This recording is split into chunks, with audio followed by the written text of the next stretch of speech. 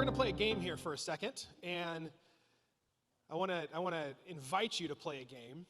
And some of you are going to like really take this on and say it out loud. Some of you are not, because you're like, I don't know what to expect. This is terrifying.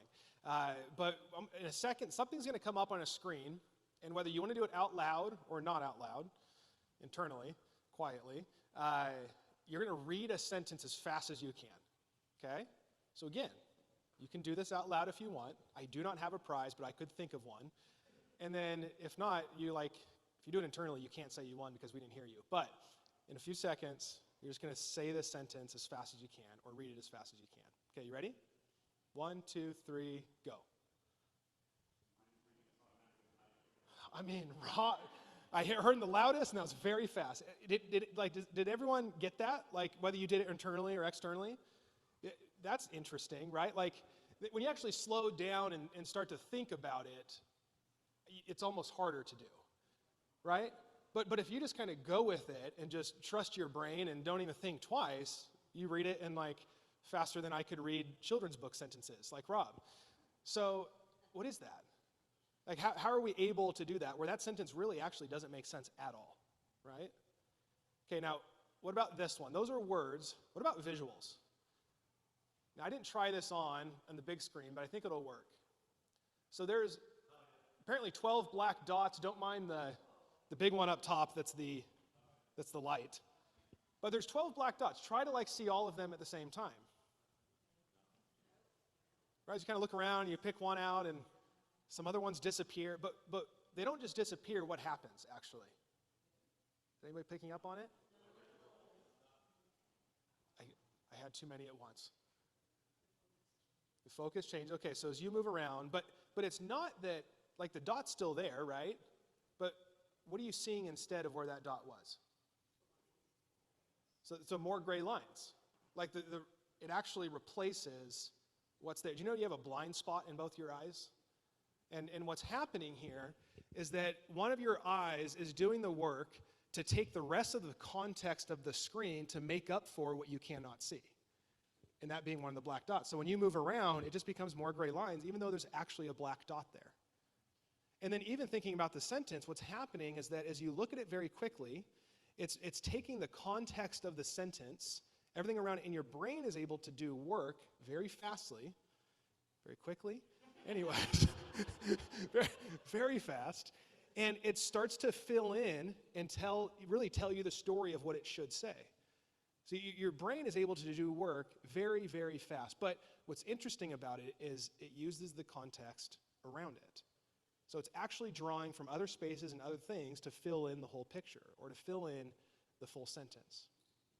I have a buddy from college. He's my most dangerous friend, I call him, because he knows most of my life. And every time we hang out, we reminisce on old days, and every time he tells mostly the same stories. And he laughs a lot, and it's very enjoyable, and he's very funny. But every time we're together, the stories become different and larger and more drawn out and more crazy. And like, I don't even know where they started anymore. I can't remember the actual night or moment or what it was. You might know the people that go fishing, and the story, the fish was this big. Kim, does Brian do that? You can out him, right? The fish was this big when actually it was this big. Now, I think this is different than embellishing how big the fish is. I think what actually happens, and scientists are starting to find more and more about this, when we do not remember or have the proper context for it, our brain actually fills in information, because our brain does not want to not know. It actually fills things in when there's gaps, when we don't remember, when we can't see the full picture. Our brain is quite brilliant. And that also tells you how quickly your brain can either deceive you or lead you in a direction or make you make a decision that you don't even have time to even think or process. It's happened the other day. I was reading the email, and I read a title, and I read one thing, and I'm like, okay, cool. And I started reading, and I was like, this doesn't make sense. And I went back, and the title was completely different than what I read. But for some reason, my brain told me, like, the subject was different than what it actually was. And I had to go back and look at the context, helped me say, actually, this was the title. So what we're doing is we journey through what we're calling Apocalypse Now. We're in our 4th week of this, and maybe 3rd. And a part of this is as we look around our climate right now, as you think about your life, as you think about the things that you do, as you think about the things that you're involved in, as we look around our world, we look at geopolitical just crisis, political parties feuding with one another. There's socioeconomic instability. I mean, I don't know, every time you drive to the gas station, do you not think about, like, when does this end? At what point is there going to be relief? There's talks of buttons being pressed to start another war. Like, as all of this is happening, I think it could be very natural for us to be asking, like, is this the end? Is this the end of things because it's getting so bad? One, we might just be hoping it's the end. But two, we might be picking up from somewhere that it is, quote unquote, the end. And what we're looking at is the book of Revelation. And oftentimes Revelation has been used to try and predetermine, to foretell, to get an idea of when the end actually is. And the book of Revelation is filled with monsters and beasts, people coming out of the sky and coming out of the sea, things like the Antichrist or the mark of the beast. Have you heard any of this language before out there? And probably more so in culture than you have in the book of Revelation would be my assumption. But as you think about it, what starts to happen is the book of Revelation becomes a story that is far out there predicting the ends of the earth, and can we use it to predict what's happening in this time? Can we figure out who's supposed to or not supposed to be president? Should we be able to figure out what's happening in one nation, and is this the end? Because now they're a nation in wars. You just can kind of keep going. Is this person the Antichrist? And I think it's fair enough because even today, Revelation 12, that we're going to press into, says this. I think next slide. Yeah. A great sign appeared in heaven. A woman clothed with the sun, with the moon under her feet, and a crown of 12 stars on her head. She was pregnant and cried out in pain, and she was about to give birth. Then another sign appeared in heaven, an enormous red dragon with 7 heads and 10 horns and 7 crowns on its head. Its tail swept a third of the stars out of the sky and flung them to the earth. The dragon stood in front of the woman who was about to give birth so that it might devour her child the moment he was born. Next slide. She gave birth to a son, a male child, who will rule all the nations with an iron scepter. And her child was snatched up to God and to his throne. The woman fled into the wilderness to a place prepared for her by God where she might be taken care of for 1,260 days. Now, I don't know about you, but when I read that at first glance, it feels like a jumbled word sentence that doesn't really completely make sense, but my brain wants to try and make sense of it. And as we read this, you hear things about dragons. There's a woman that comes out of the sky. There's eventually things under her feet. She gives birth to a baby. Like, all this is going on, and it's very mysterious. It's very cryptic. It's very unknown. And it was written 2,000 years ago. It's a very long time ago to try and not only understand basic language, but then to try and understand metaphorical language, or what we would call in the book of Revelation, apocalyptic language. That is actually talking about the things that are happening in a certain reality that are unseen, but we need them to be seen to make sense of it.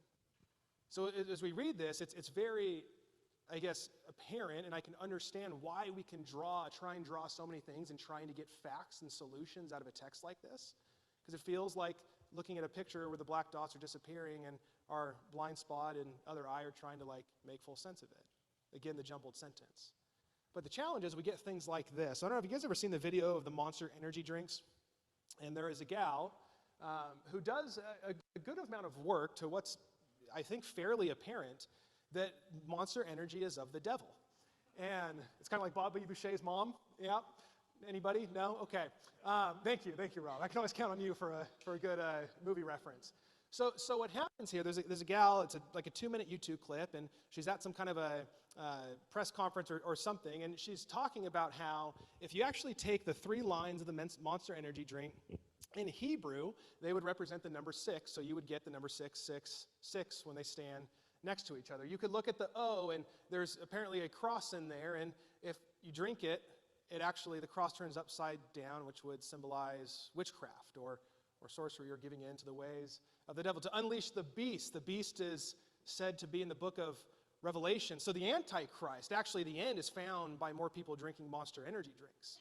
And if we drink too much Monster Energy, we actually invite the Antichrist into our lives and we worship the devil.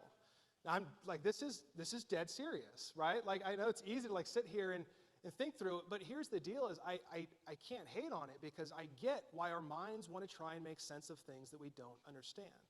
And to the average reader 2,000 years ago, there's a lot we don't understand because John of Patmos was writing to a people who understood the cultural context that they found themselves in. This was very different than ours. They understood that most of the things that John of Patmos is saying is actually reference to the Old Testament. How many people have the Old Testament memorized here? I don't raise my hand to say I do. I was just inviting anyone else to. But for a young Jewish boy, by the age of 12, they at least had the first 5 books of the Old Testament memorized. They could recite it orally. And what was happening is as they read the book of Revelation, John is actually identifying things that they can say, oh yeah, I can remember that in the book of Daniel. I can remember that in the Psalms. I know what he's saying here because it's connected to Ezekiel. And they can make sense of it much quicker than we can. But these are also the kind of thoughts, to pause for just a little bit of a second, with this idea of the 666 and the beast and the Antichrist. Who remembers more recently Patent 060606 by Bill Gates and Microsoft Company? There was going to be a form of a chip that's attached to cryptocurrency. And the big rage was that 06060666 is the mark of the beast. So if this happens, then, well, Bill Gates must be the Antichrist.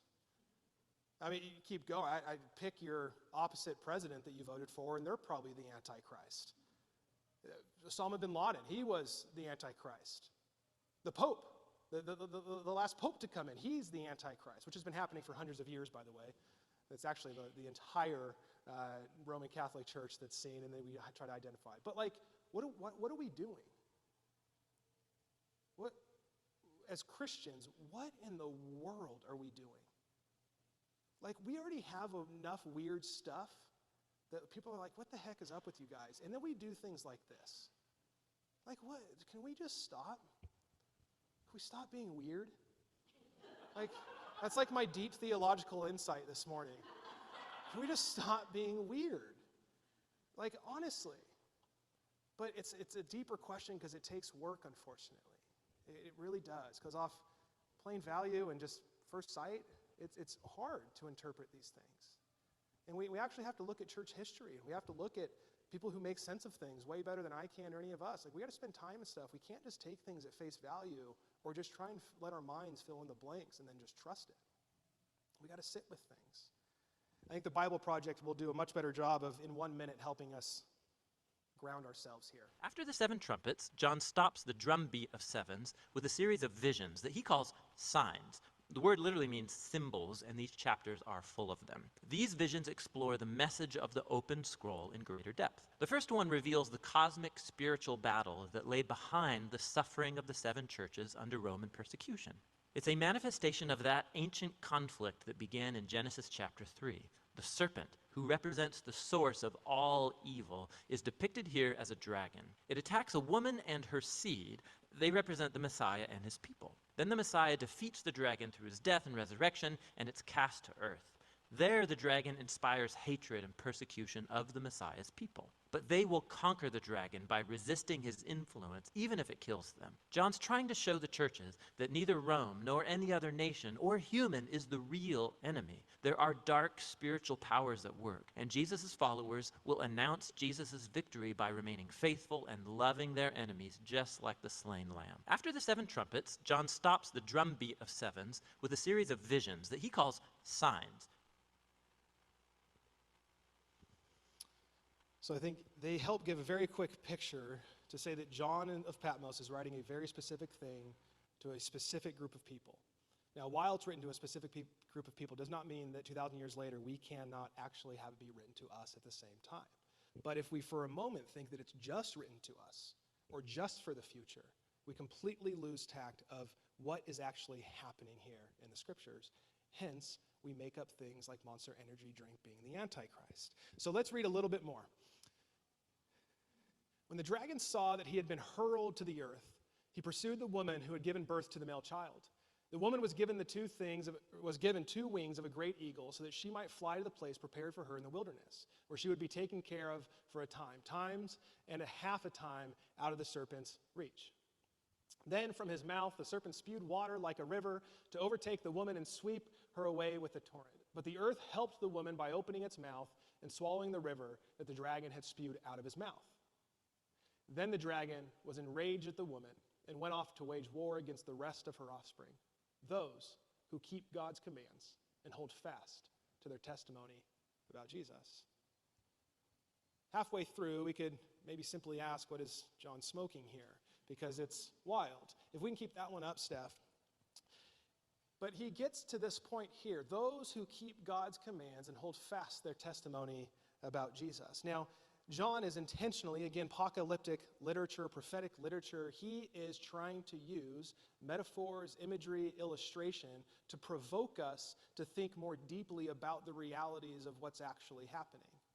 And what he's laying out is a truth that we see throughout all the scriptures, that there is actually a cosmic battle happening in and around us, oftentimes in what we cannot see. We have this idea of the mother, we have the idea of the dragon, we have the baby, we have the offspring, and there is a battle that has happened and is happening, and though, quote unquote, the devil has been defeated, what is he then left to do? What's this last sentence? He's left to wreak havoc amongst those who are trying to follow the ways of Jesus. See, John is inviting us into a narrative that says that what we can see is not the full story. Now, I think what happens is oftentimes when unseen things happen, our brains try to make sense of them because we need them to be seen. But do we actually take the time to ask what's actually happening on when we don't understand? He's trying to provoke us to imagine that there's more going on to life than what we can see. There's an author that I think captured it decently well here. So the church needs to know that its present struggles and sufferings are not a sign that God has gone to sleep on the job. They are the sign that a great cosmic drama is being staged in which they are being given a vital, though terrible, role to play. It's encouraging, isn't it? It's vital, though it's terrible, because the reality here that John of Patmos is saying is that if the enemy has grounds to wreak havoc, to torment, to try and persuade those who are following the ways of Jesus to lie, to accuse, to attack. Well, if you're trying to follow the ways of Jesus, then you have another team on the field that is opposing you. If you have a group of people trying to become a community as a church, there's a team on the field that actually doesn't like that and doesn't want that to happen. As you try to reconcile relationships and grow in the ways of Jesus, there's another team on the field that doesn't actually want that to happen. Do you think about this often? I don't. I think oftentimes from what I can just see or what I can try and make sense of. I go with what my brain oftentimes tries to jumble things together and tells me that's happening very quickly before I actually have time to slow down and say, God, what is actually happening here? Is there more to the story than what I can see? Is God doing more? Is the enemy doing more? And I know this can be weird because this is like spiritual talk. Wait, hold on. So like there's angels and demons and, well, there's a God. But like they can't, I don't know, read the sentence. This isn't the only place we see this in Scripture. You know, one of the primary words that would define the enemy? Anybody? The accuser? What's an accuser do? Lies, attacks, makes up. Tries to get you to see something differently than it actually is. See, what's weird is we just read a story in which a battle played out and there was a win. The enemy was thrown out of heaven. But there's still a battle happening, and who's it between? Him and us. Him and the church. So if you're here this morning and you're following the ways of Jesus, if you consider yourself a Jesus follower, there's someone else on the field. If you're here this morning and you're like, I'm not too sure about this stuff, I'm really not sure now after reading this. But like you're considering faith in Jesus and trying to figure things out, well, there's someone else on the field. And what I think is really happening here, and I want us to hear, is that I don't think evil is found in Monster Energy drinks or this idea that the next president is the Antichrist. While there is evil and it's real, I think evil is closer to us than we'd like to admit and maybe more within us than we'd like to face. That the real work isn't trying to make sure that the right person gets into power next. Though I think there's great work in making sure certain people don't get into power. I think the real work is identifying and working out this piece right here. That there's something against you. There's something that's trying to draw you towards evil. There's something that is trying to manipulate, to lie, to deceive, to coerce, play all the cheap and petty tricks that someone who doesn't have power tries to play. You know the person. Try to manipulate you with zero power. There's someone else on the field.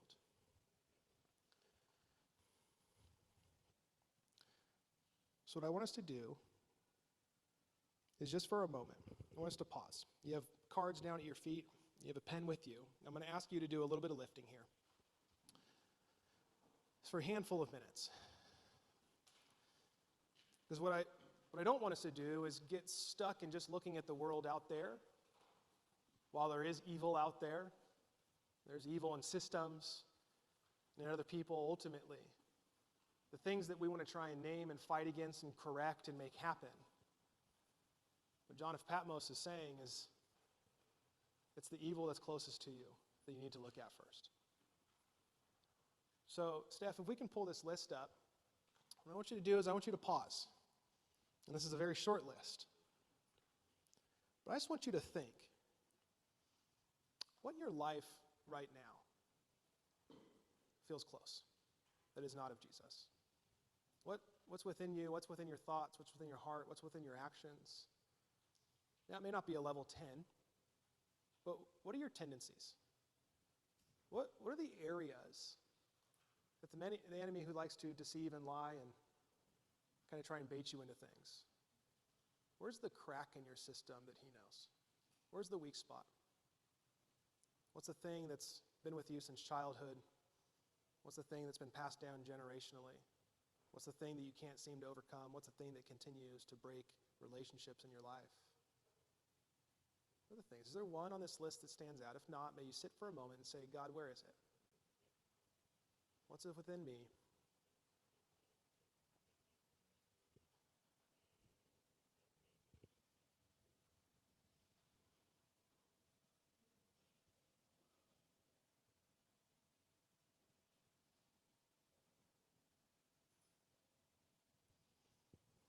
Just write it down on one side of the card.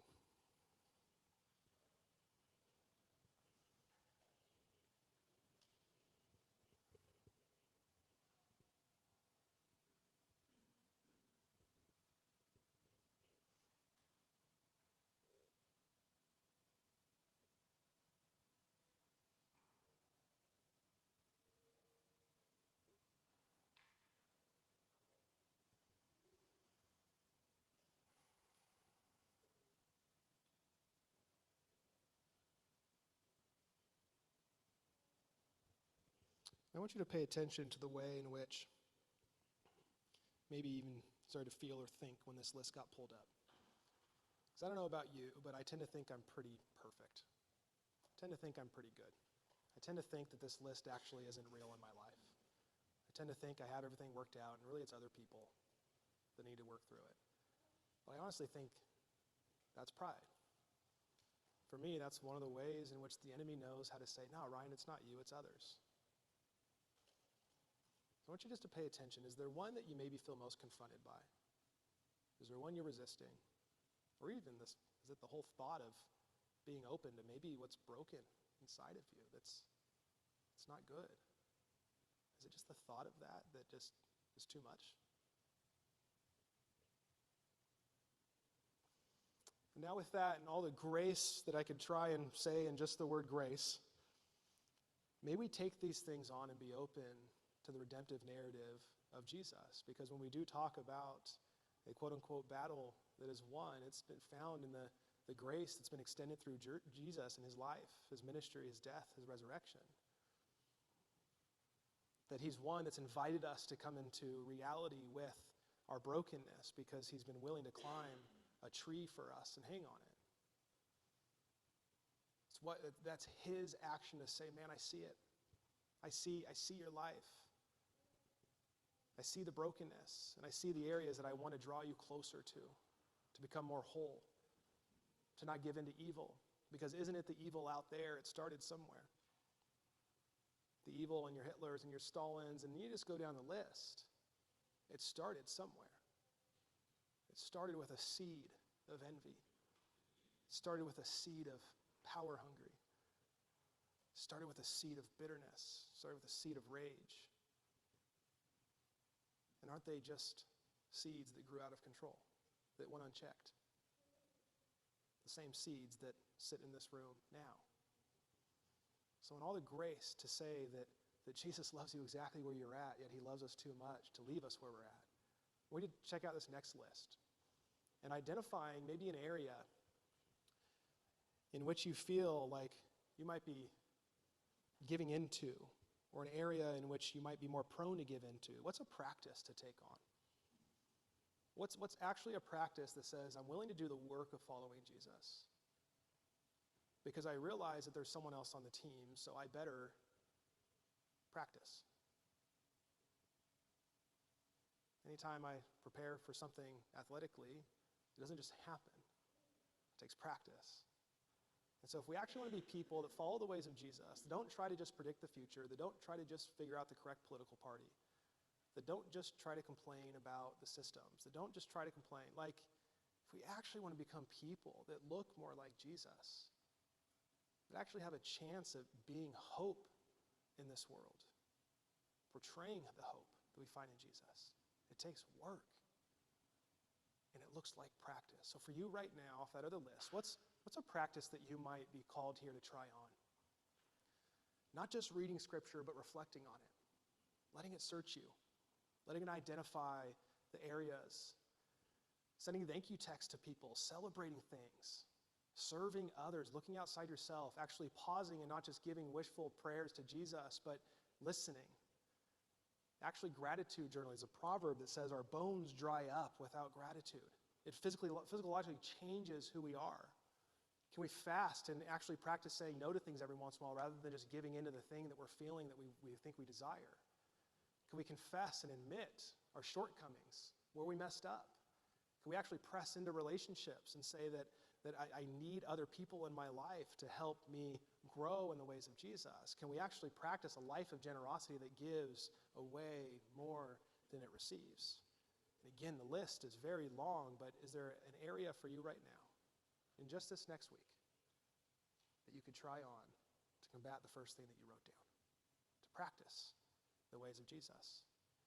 Now for us, we want to take this very intentionally. So November 18th, 19th, we have our emotionally focused foundation intensive happening. And this is an opportunity for us to actually take serious our emotional maturity and our spiritual maturity. Because what I will say is most that just look at evil out there and try to find the Antichrist through numbers like 666 and the mark of the beast, I would say have a very high spirituality and I think there's something to value, but they have a very low emotional maturity. And it gets weird. And we need to stop being weird because Jesus wasn't weird. It's very simple. If we see the realities that the simplicity in Jesus is following his ways, realizing that someone else is on the field. And so this right here, here's a few quotes. One of our leaders who went through it in March said this: the Foundations Intensive created space for me to listen to God, examine patterns in my life, and grow in my ability to take serious the integration of my emotional life and my spiritual life. Another leader said this: through the Foundation Intensive, I encountered a lie that I believed when I was 12, and the decision that I made at the time has distorted my view of myself. My unhealthy vow is a promise that we've made, has kept me in a place of seeing myself as an outsider, often unable to be free in building healthy community. And then went on to say this: Foundations Intensive is for anyone hoping to break through where they have been stuck. Provides a community experience to help us reflect on where we are today and where we hope to go. This 2-day intensive on the 18th and 19th, again, is a space in which we can enter into to invite Jesus to help highlight the areas in our life, the patterns of brokenness, the things that have stuck with us for far too long, to have him rewrite a narrative in community to then work out in spiritual exercises. To actually do the work of following the ways of Jesus, because we do have brokenness in and around us, and the enemy wants to grab that and exploit it. It's not just you and Jesus on the field, unfortunately, because then it would just be, I don't know, rainbows and bunnies. But it's not, is it? It's not just you and Jesus on the field. And we need to take that seriously. There's more going on than what you can see. 2 more things, and then we're going to enter into a time of communion and reflection.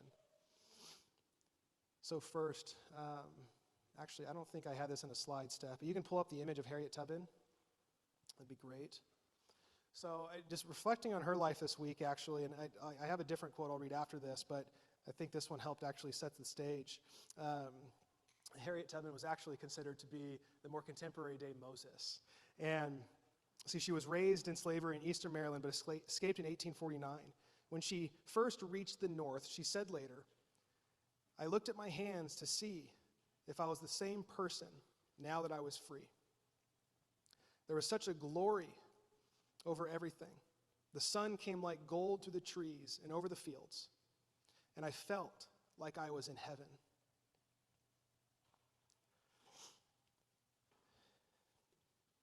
And then she goes on to say about her, one of her quotes, and then a quote about her. "I always told God, I'm going to hold steady on you, and you've got to see me through." Tubman said that she would listen carefully to the voice of God as she led slaves north, and she would only go where she felt God was leading her. Fellow abolitionist Thomas Garrett said of her, "I never met any person of any color who had more confidence in the voice of God." See, here's my hypothesis. We can go around trying to change the world and identify the evil and trying to fix broken systems. We really can. But if we actually want to participate in the redemption of those systems and to press against evil, we have to be able to hear God's voice. We have to actually realize that there is a heaven and a reality beyond this one that is more real than the one that we sit in now. That we actually weren't meant for just to see the things in plain view that are in front of us, but to actually operate with the hope that Harriet Tubman quotes there, saying, "It was like I was in heaven," because it was someone who tasted freedom for the first time in her life. And that is what propelled the work that she did.